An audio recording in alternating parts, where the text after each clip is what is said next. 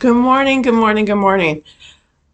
I am Sandra Covington, the wife of a truck driver, and I have been putting off for a long while doing these weekly updates, letting you guys know what's going on in our trucking industry, actually what's going on with myself, where I'll be speaking at next.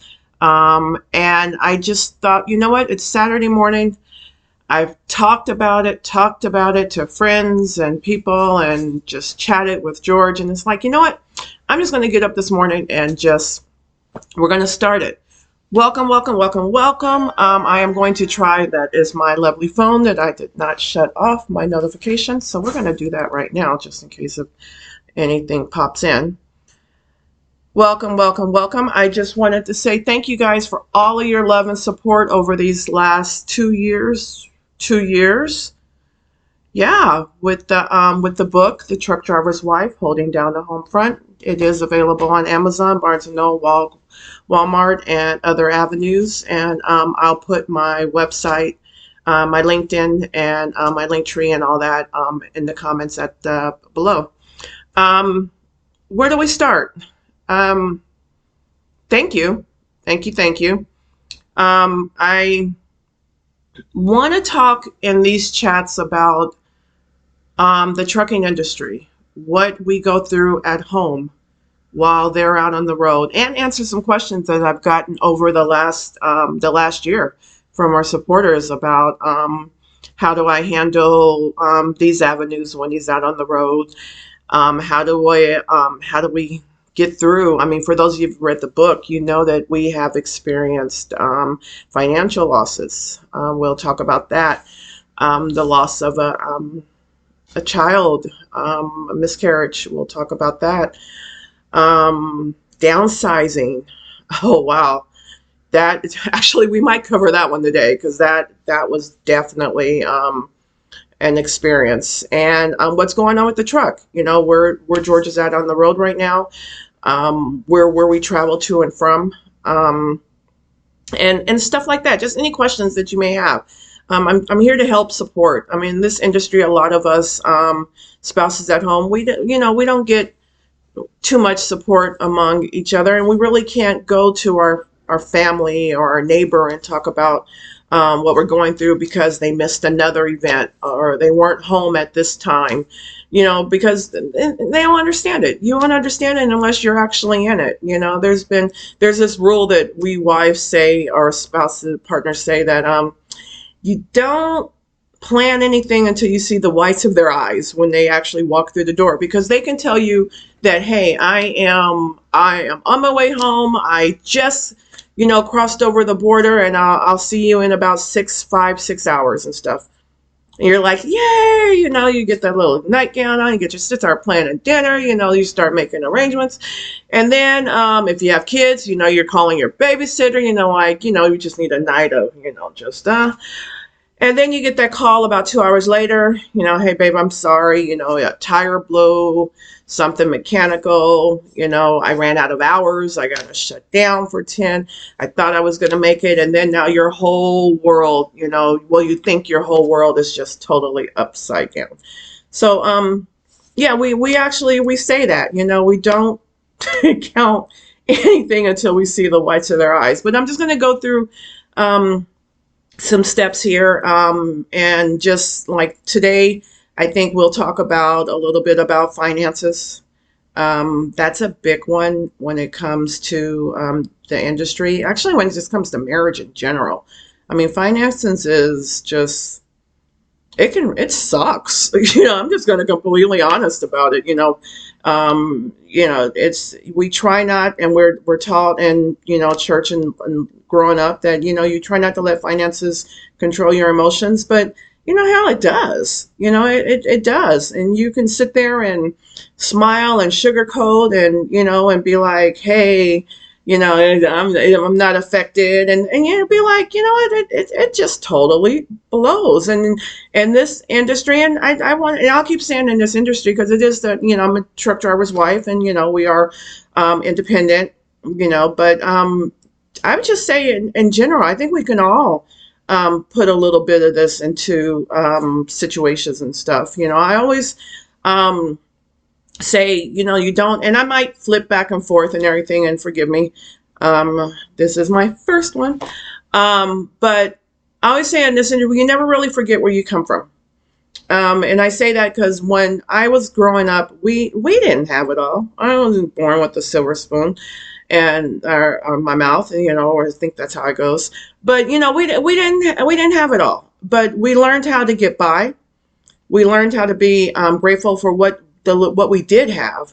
I grew up, my childhood as we would go over all 15 of us 15 of us grandkids, 16. I know one of my cousins going to come back to me on that one.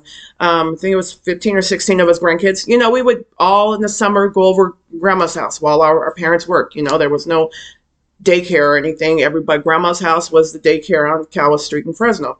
And we would sit there. Grandma, it'd either be a sack of potatoes, some bologna sandwiches, and that's what we would eat for the summer.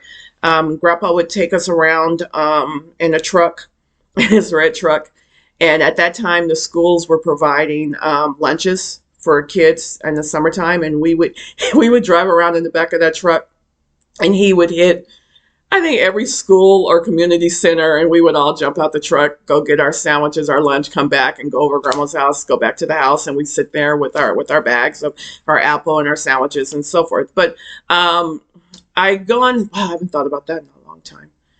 I go on to say that you don't forget where you come from. And when me and George were going through our hard times financially, where we had a budget of $20 a week for groceries, and that budget consisted of milk, bread, bologna sandwiches, chicken, eggs, and he calls it the poor man's Kool-Aid. I can't remember what it was, but can't remember which it was. I know it wasn't Kool-Aid brand. It was some off brand, that we would get.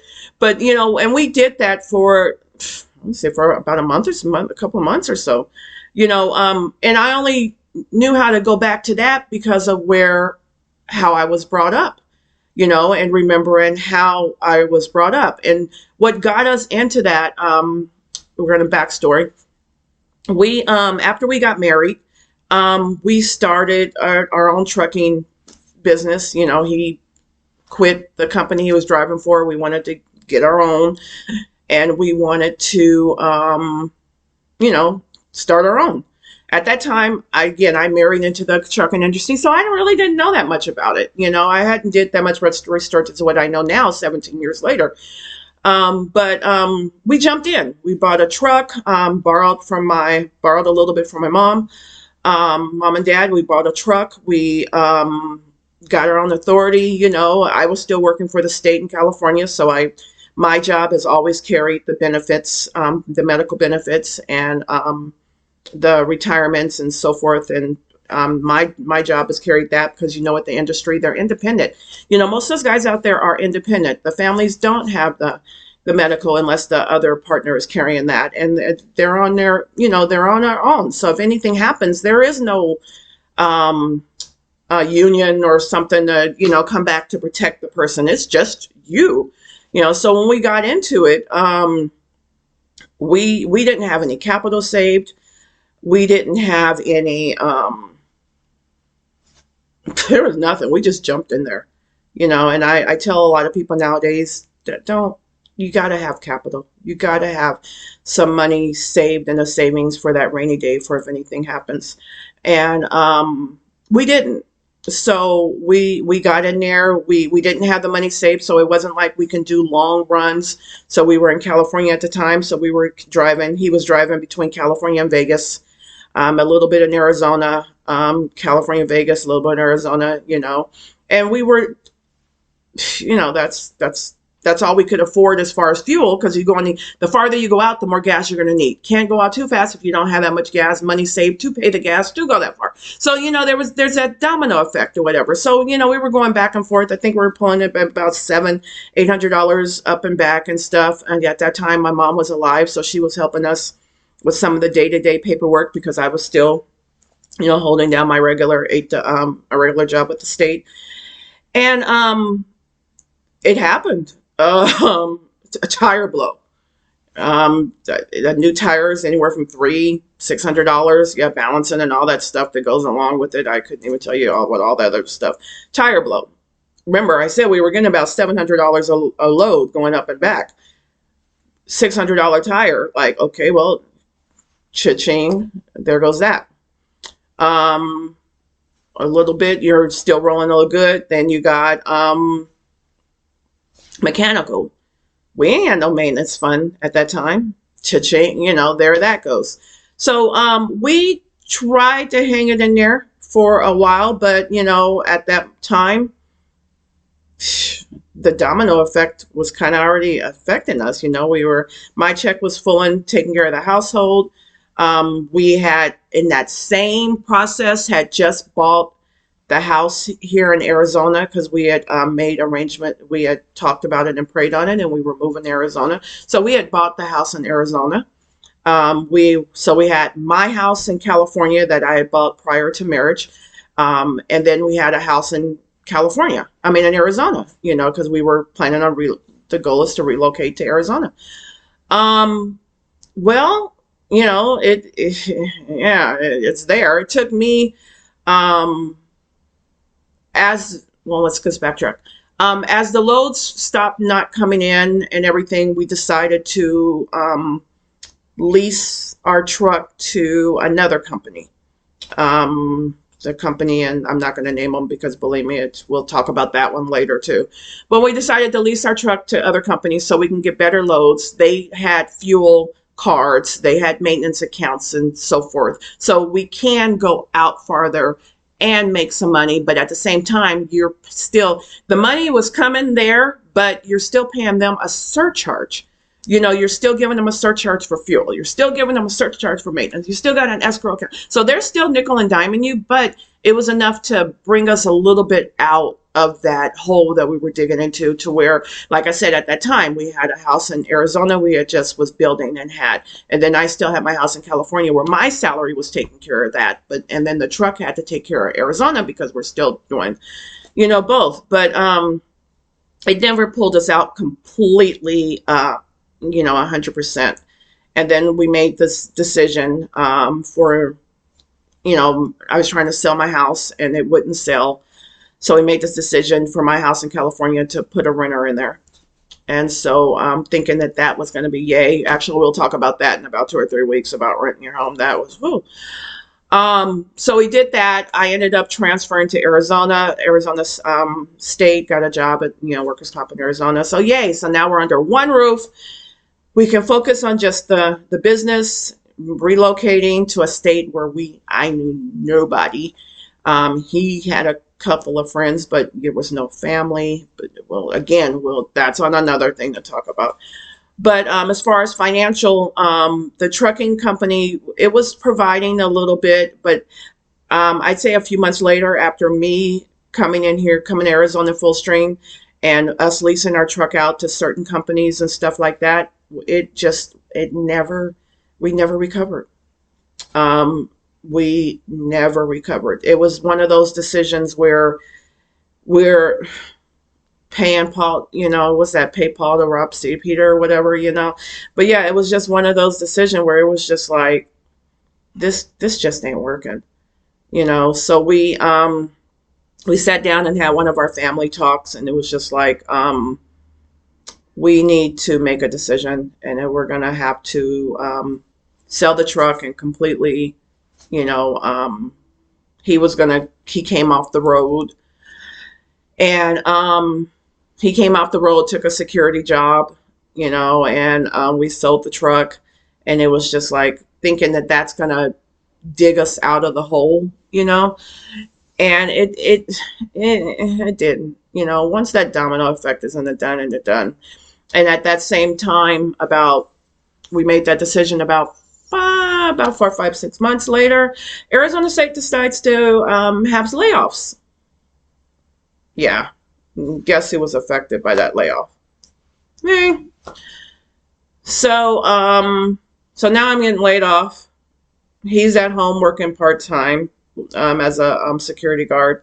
We're kind of coming and going, and but it was already in progress, and I go back to the industry or any business in general. If you're going to open up a business, and you definitely want to, you got to have that savings. You got to have that capital. You got to have something there, that rainy day, whatever you want to do it, or however you want to define it. You want to have something there, because we didn't. However, I will contradict myself and say, that saying, if there's anything different I would do in my past, I would do. I don't think I've asked this question, I've spoken at many events, and I've said there would be never nothing I would do different, because we learn from our situations, we learn from our experiences, we learn from our past. And I learned from going through that to where we are now. We When that domino effect hit with the truck, we kind of never recovered. We did recover, but we did not recover. It was an effect to where we ended up the house that I loved. Oh my God, if you guys saw my house in Buckeye, 1,800 square feet. But actually, we won't dwell on that. Okay, but we ended up it took about a year later for the reality and the trundling, for us to sit down and have another, talk. And at that time, the talk was, look, babe, I can't keep doing this security job. It's not digging us out. We need to come full circle. We need to revamp. And how do you feel with me going back on the road? And I was just like, yeah, as much as I hate it, yeah, he's gonna have to go, apply for some jobs and get a driving job with some companies. And at that time, like I said, I was laid off, so the severance package that I got only helped out, so much. And it's like, we were barely getting by again. What did I say about 10 minutes ago? We had a $20 dinner meal grocery budget. We were very limited. We still had our little date nights and stuff, little picnics and so forth. But, it was just one of those talks where, we got to do it. And then at the same time, it's that additional talk where we can't afford this house anymore. There's no way that we could have pulled ourselves out of that financial crunch living in that beautiful house. So, it's only material. You learn from God, church, family, or just life in general. It's material. You can always get it back. And we'll talk later about how I said 10 years later, I got it back. But at that time, it was like, we gotta short sell. We got to sell the house. We gotta get out of this. We gotta try to find a way to downsize so that we can cut our expenses, so that we can grow and build ourselves out of this. So we did. We filed bankruptcy. Actually, before bankruptcy, you guys, those little credit repair companies did it. Thought that they were going to help. Thought, I'm paying them to set arrangements with my credit companies that I can do myself. Nah. Do it, either do it yourself or just, I'm not a financial advisor, but we ended up just filing bankruptcy. And we short sold the house, found a property, it was another rental house. I think it was a 3-bedroom rental house or something like that we moved into that. And I think we were there for about 2 years. And George was out on the road driving. My rule was, when he went back on the road and we had that talk, was that we're only going to do 11 Western. When I got married, to have a spouse next to me, just like we all do. But, things happen. So I tried to set the rule, I tried to set the rule that you're only going to do 11 Western states. And for those of you who don't know, 11 Western is from Oregon, the West Coast border, to no farther than the Texas line straight up, like Texas, New Hampshire, Nebraska. Anyway, from Texas on south on up, those are the 11 Western coming to the west. So that way I knew that he was, he was out 7 to 10 days and then he's home for 3 days, so I'm still trying to have a regular, some type of norm here, but it didn't work out that well. So, he was, driving for company. We were still able to take our, our trips, and even going through that rough patch and the bankruptcy and the short sale and all that stuff, we still were able to budget and put $5 or $10 away and have our little date nights. And for those of us that are married in relationships, you gotta have that. You gotta make time for each other, because we know that we can get wrapped up in our life and family. We can get wrapped up, and it's just like you forget about yourself, and you never want to forget about yourself or your marriage.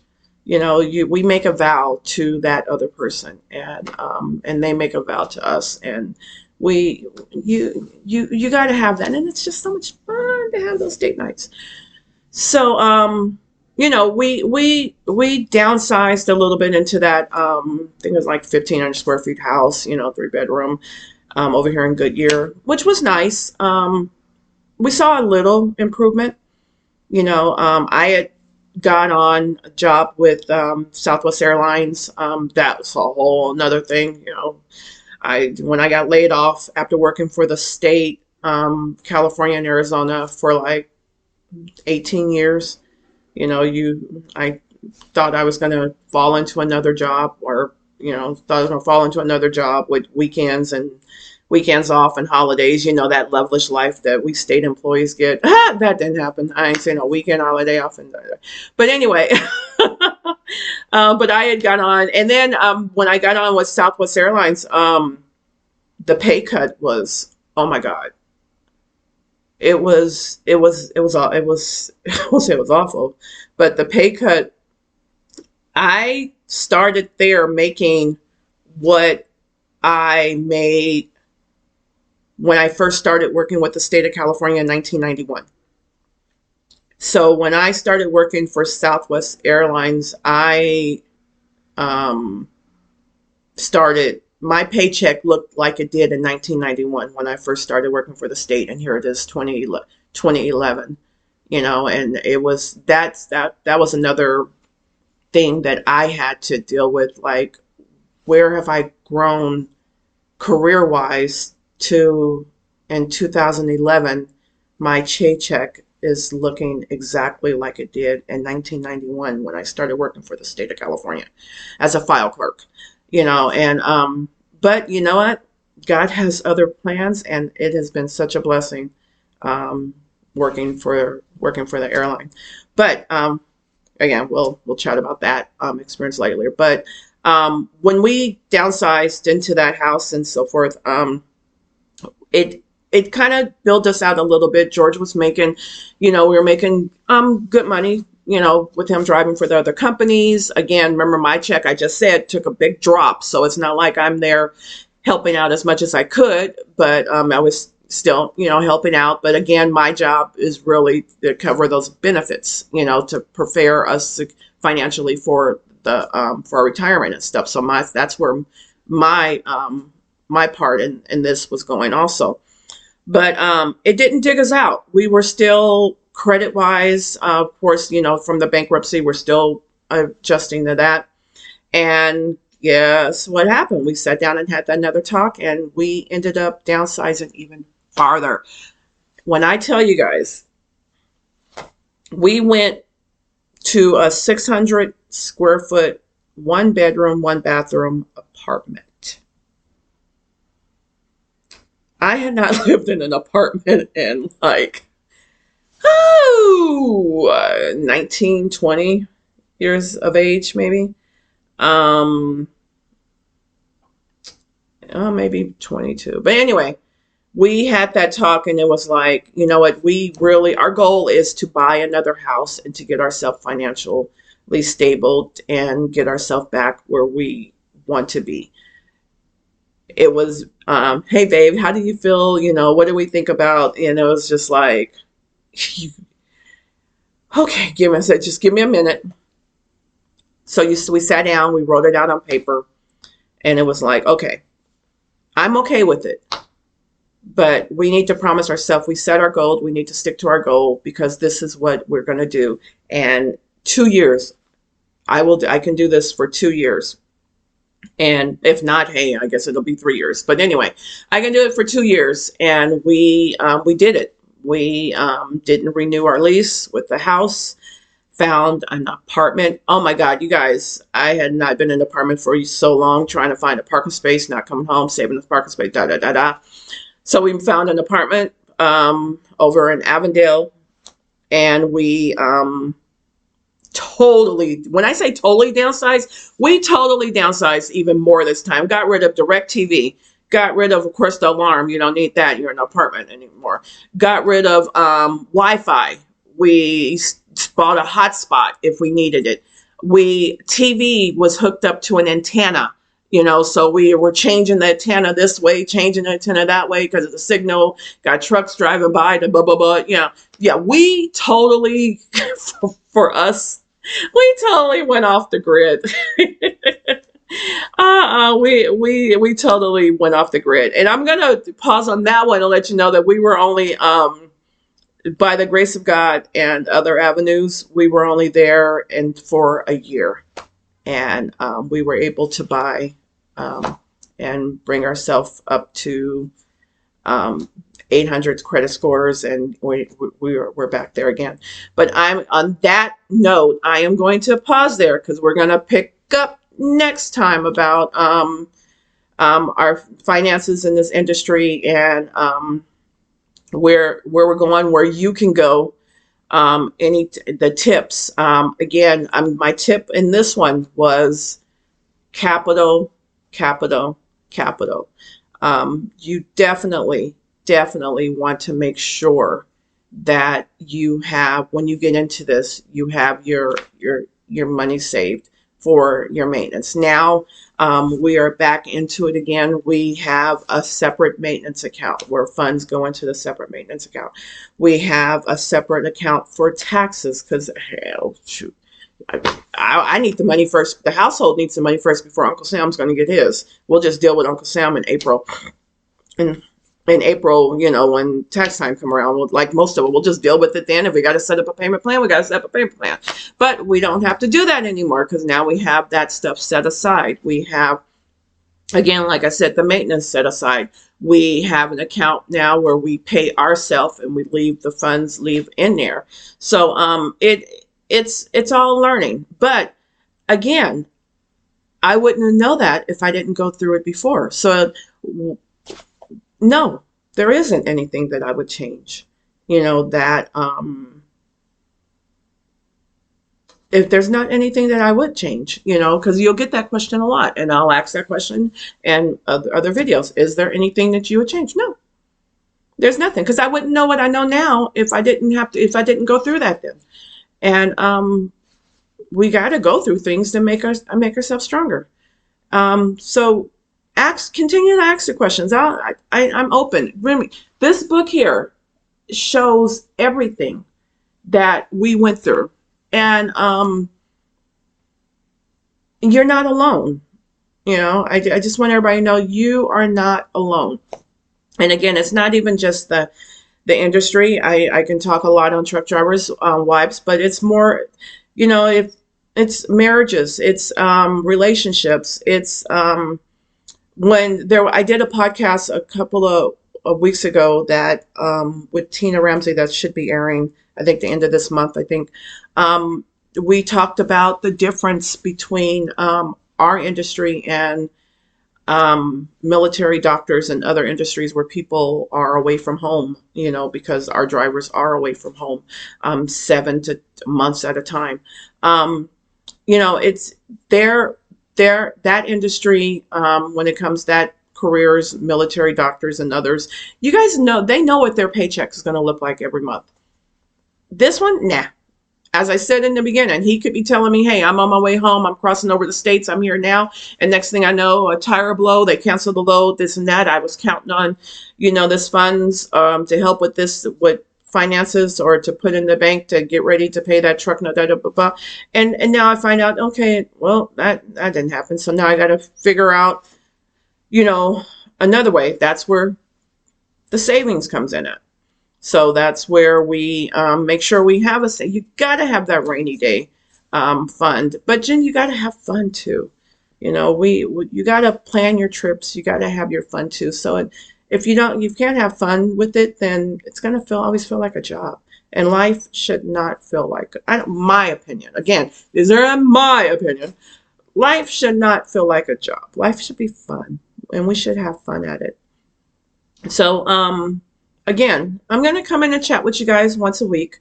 I think we'll pause right there with the apartment because, oh my God, we definitely can chat about that one in the next one. And we'll talk a little bit about kids and where that fell into our life. But again, thank you guys for tuning in.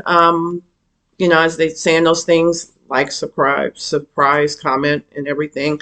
And again, the book is available on the Amazon, Barnes & Noble, Walmart.com, and other avenues. I'll definitely put the links in the bio below. But it was great chatting with you guys this morning, and I will see you next week.